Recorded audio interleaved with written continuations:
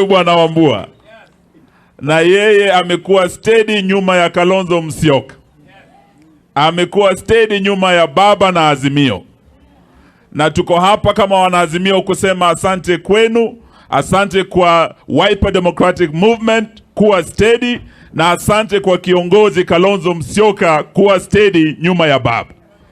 Hilo ndio jambo muhimu limetuleta hapa siku ya leo. Tuna furaha sana, lakini pia tuna huzuni sababu tumekuja Ukambani tukisikia yale yametendeka Ukambani upande wa Mavoko, na sisi tunaambia serikali hii to be sensitive.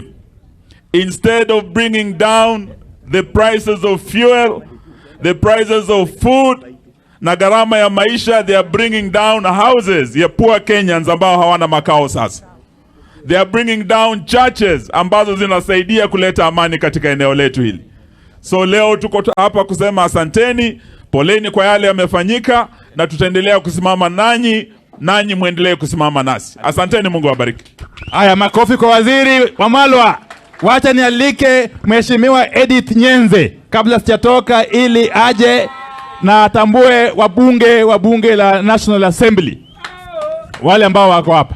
Asante, karibu. Asante sana kiongozi. Asante ekaini mukege ndiazi muyaseo.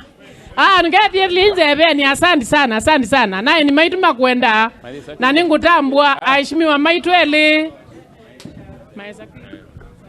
DJ tafadhali, ni ukuli wa kuandaa, tuwekee ngoma hapo ili turuhusu viongozi waondoke kwanza kisha tuendelee.